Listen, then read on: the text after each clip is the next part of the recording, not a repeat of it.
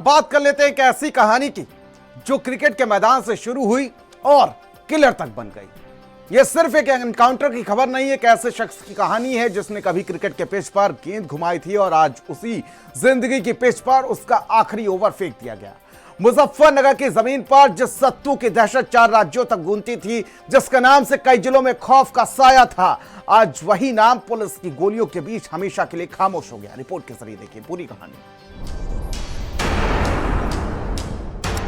रणजी की पिच से क्राइम की गलियों तक बदमाश सत्तू की क्राइम कुंडली। तेज गेंदबाजी से लेकर जेल से फरारी तक सत्तू की सनसनीखेज कहानी। 10 लड़कियों से रेप से लेकर 4 राज्यों तक के मोस्ट वांटेड की स्टोरी। सफेद जर्सी से काली दुनिया तक क्रिकेटर से गैंगस्टर बना सत्तू। क्रिकेटर से क्रिमिनल तक का खूनी सफर। ये कहानी किसी स्टेडियम की पिच पर नहीं लिखी गई, ये कहानी लिखी गई है गोलियों की गूंज में, भागती हुई जिंदगी में और अपराध की उस दुनिया में जहां एक बार कदम पड़ जाए तो वापसी नामुमकिन हो जाती है।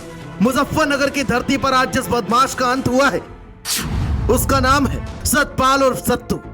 पंजाब का सतपाल उर्फ सत्तू युवराज सिंह के साथ रणजी क्रिकेट खेल चुका और पैसों की तंगी के चलते वो अचानक से अपराध की दुनिया में उतर गया।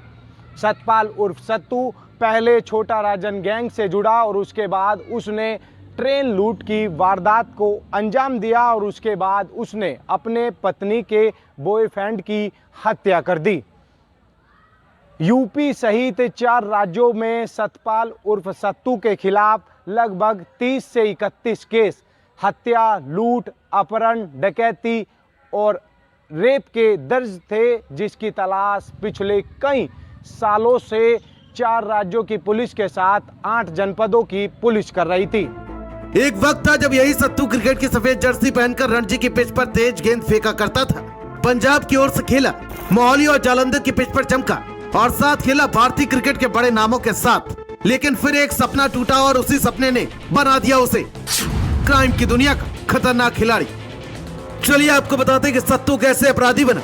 इंग्लैंड जाने का सपना महज 2 लाख रुपए की कमी में टूट गया और यहीं से शुरू हुआ गुस्सा, बगावत और अपराध का पहला कदम। पैसों के अभाव में सत्तू चैन से बाहर हुआ तो क्रिकेट का मैदान छोड़ दिया और पकड़ लिया गली गलियों का खतरनाक रास्ता। धीरे धीरे वो अपराधियों की दुनिया में उतरता गया और बन गया संगठित अपराध का बड़ा नाम। पुलिस रिकॉर्ड के मुताबिक हत्या, लूट, अपराध, रंगदारी करीब 30 संगीन केस सत्तू के ऊपर दर्ज। नाम जुड़ा छोटा राजन गैंग से और फिर शुरू हुई राज्यों के बीच भागती हुई जिंदगी। पंजाब, यूपी, हरियाणा, हर जगह पुलिस की नजर और हर जगह सत्तू का डर। 2011 से 2026 तक करीब 15 साल तक जेल में सत्तू रहा, लेकिन जेल भी इसे रोक नहीं सकी। 2026 में लुधियाना जेल से फरार हुआ और फिर क्राइम की दुनिया में लौट आया। सत्तू के ऊपर सबसे संगीन आरोप है कि उसने कई नाबालिग लड़कियों का अपहरण किया और उन्हें अपना शिकार बनाया, उनका जबरदस्ती रेप किया।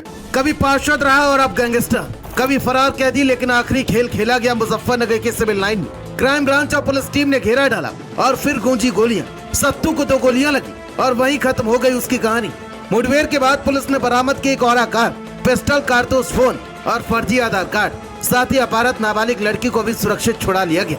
मुजफ्फरनगर पुलिस ने जिस तरह से मुठभेड़ में सतपाल उर्फ सत्तू पंजाब के निवासी बदमाश को ढेर किया है, उसके बाद कई चौंकाने वाले खुलासे एसपी सिटी अमृत जैन ने किए। सतपाल उर्फ सत्तू की गाड़ी से पुलिस को कई आपत्तिजनक सामग्री मिली है, जिससे साफ जाहिर होता है कि जो आरोपी था वो कम उम्र की किशोरियों को बहला फुसलाकर उनको 3rd डिग्री देकर उनका शारीरिक शोषण करता था। कहते हैं प्रतिभा अगर सही दिशा में जाए तो इतिहास बनती है, लेकिन अगर वो गलत राह पर बढ़ जाए तो वही प्रतिभा अपराध की सबसे खतरनाक कहानी बन जाती है। सत्तू कभी क्रिकेट का सितारा था, आज क्राइम की दुनिया का एक खत्म हुआ नाम। लेकिन सवाल वही, क्या सिस्टम ने समय रहते उसे रोका होता तो ये कहानी कुछ और होती, या फिर किस्मत का आखिरी ओवर यही लिखा था। मुजफ्फरनगर से भारत समाचार के लिए सचिन त्यागी की रिपोर्ट। और भारत 360 में फिलहाल मेरे साथ इतना ही, मुझे दीजिए इजाजत, नमस्कार।